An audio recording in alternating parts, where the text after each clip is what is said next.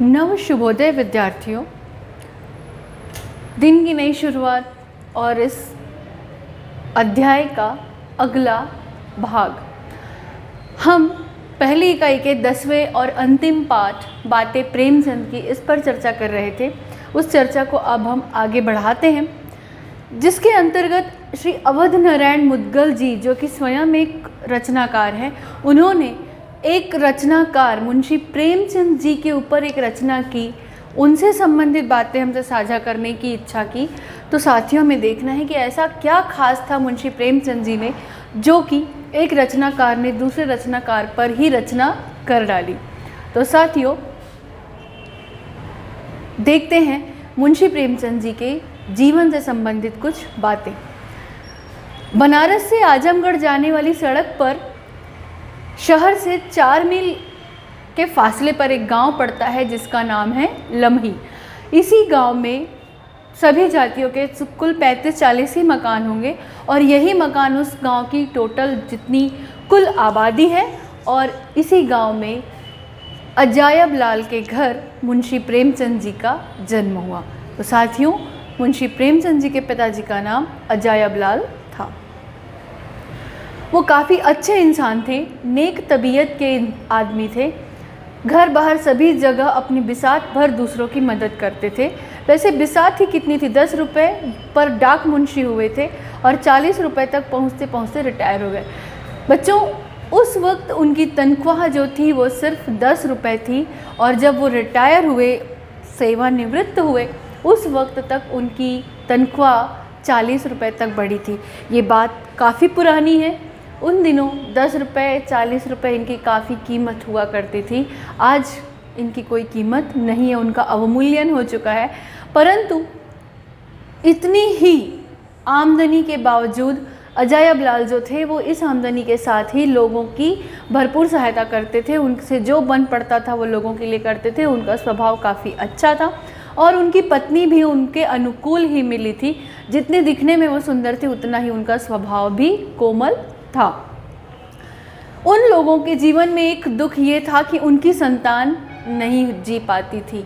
संतान होती लेकिन जीवित न रह पाती थी। ये उनके जीवन में काफ़ी बड़ा दुख रहा। परंतु 2 लड़कियां हुई और दोनों जाती रहीं। गांव की औरतों ने कह दिया कि आनंदी का अपने मैके जाना ठीक नहीं, वहाँ भूत लगते हैं। आनंदी अर्थात प्रेमचंद जी की माता जी।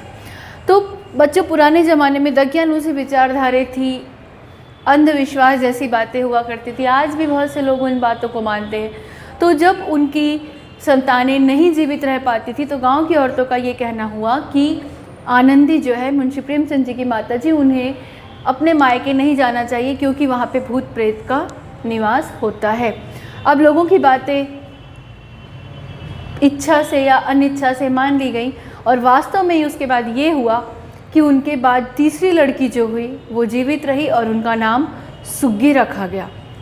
सुग्गी के जीवन पैदा होने के बाद कुछ 6-7 साल के बाद शनिवार के दिन 31 जुलाई 1880 को मुंशी प्रेमचंद जी का जन्म हुआ। उनका नाम उनके पिता ने बड़े लाड़ प्यार से धनपत रखा और उनके ताऊ यानी कि पिताजी के बड़े भाई, उन्होंने उसका नाम नवाब रखा।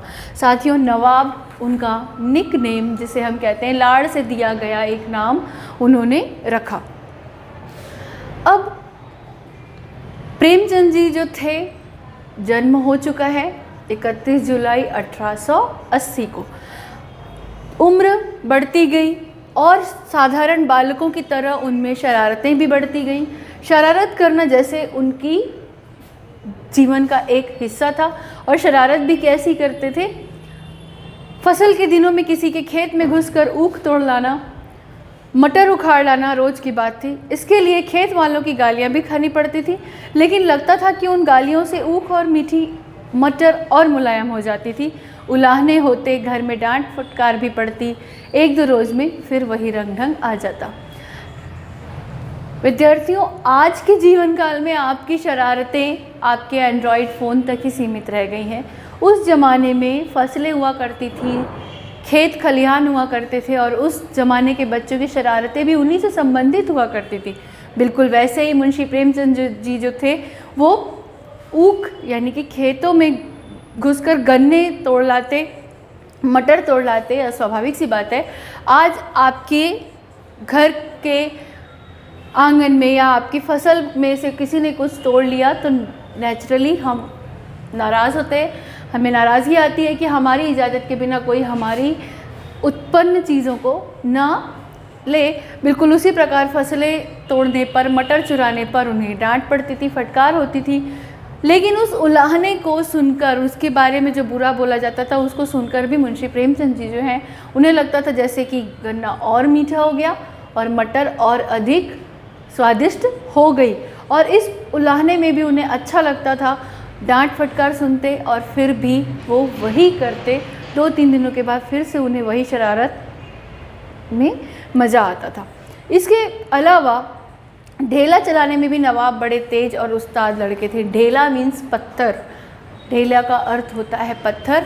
और बच्चों, उस ज़माने में पत्थर मारकर आम तोड़ना काफ़ी पसंदीदा शौक़ हुआ करता था बच्चों का, और मुंशी प्रेमचंद जी भी वही करते थे। वो ढेला मारकर, पत्थर मारकर आम तोड़ लेते। जब तक आम का मालिक नाराज़ होता, देखता, आता, फटकारता, चिल्लाता, तब तक उनकी मंडली पूरे आम बटोर कर वहाँ से रवाना हो जाया करती थी। 9 तो 11 हो जाना अर्थात वहाँ से गायब हो जाना, भाग जाना। इस तरह एज ए लीडर वो अपने ग्रुप में अपने बराबरी के बच्चों के सरताज यानी कि लीडर, एक कैप्टन की तरह थे। और वो ही जो भी लोग बातें बताते हैं उनके अनुसार ये भी था कि गुल्ली डंडा जो एक खेल है, शायद आप लोगों ने खेला ना हो पर जानते तो होंगे कि गुल्ली डंडा जो खेल है वो कैसा होता है, और उसमें वो काफ़ी माहिर हुआ करते थे। इस तरह बचपन में भी मुंशी प्रेमचंद जी जो थे काफ़ी शरारती, एक सामान्य बालक और सहज प्रवृत्ति के इंसान थे। कजाकी नाम का एक डाकिया था जिसकी याद उन्हें कभी नहीं भूलती। जब उनके पिताजी आजमगढ़ की एक तहसील में थे तब उनके यहाँ कजाकी डाकिया जो है वो बड़े ही हंसमुख और जिंदा दिल स्वभाव का वहाँ आया करता था। कजाकी जो डाकिया था वो शाम को डाक लेकर आता, रात को वहाँ रहता और अगले दिन सुबह चला जाता। ज्यों ही शाम के 4 बजते और कजाकी के आने का समय होता, मुंशी प्रेमचंद जी जो है वो रास्ते में रुककर कजाकी का इंतज़ार करने लगते और जैसे ही वो आते दौड़कर उनके पास पहुंच जाते और कुछ ही देर में कजाकी के कंधे की सवारी करते हुए वो आते थे। अर्थात कजाकी और उनके बीच काफ़ी अच्छा सामान्य रिश्ता था। दोनों बहुत ही जिंदा दिल तरीके से एक दूसरे के साथ अटखेलियाँ खेलते हुए अपना बचपन बिता रहे थे। डाक का थैला रखकर वो बच्चों के साथ किसी मैदान में निकल जाता, उनके साथ खेलता, बिरहे सुनाता, कहानियाँ सुनाता। उसे चोरी, डाके, मारपीट और भूत प्रेतों की सैकड़ों कहानियाँ याद थी। बच्चों, कोई भी बड़ा व्यक्ति यदि बच्चों को पसंद है, इसका अर्थात उसके पास ऐसी कोई ना कोई बात होगी जो बच्चों को पसंद आती है। इस कजाकी डाकिए के अंदर खासियत ये थी कि वो भूत प्रेत और चोरी डकैती की कहानियाँ बच्चों को सुनाया करता था। और ये कहानियाँ जब वो सुनते, उन कहानियों में चोर और डाकू को वो सच्चे योद्धा मानते थे जो कि अमीरों से धन लूटकर गरीबों की सहायता और दीन दुखी प्राणियों की मदद किया करते थे। तो इस प्रकार की कहानी जब नवाब यानी कि मुंशी प्रेमचंद जी सुनते तो उन्हें बहुत मज़ा आता और यही किस्से जो थे उनके अंदर भविष्य के कहानीकार का बीज रोपने लगे। अर्थात ये कहानियाँ सुनते सुनते, कहानियों में दिलचस्पी लेते लेते नवाब धनपत मुंशी प्रेमचंद एक कहानीकार के रूप में आज हमारे सामने हैं। तो साथियों, और कौन सी घटनाएं हैं जिनके द्वारा मुंशी प्रेमचंद जी जो है वो एक शरारती नवाब से इतने रोचक साहित्यकार बने, ये हम देखेंगे अगले वीडियो में।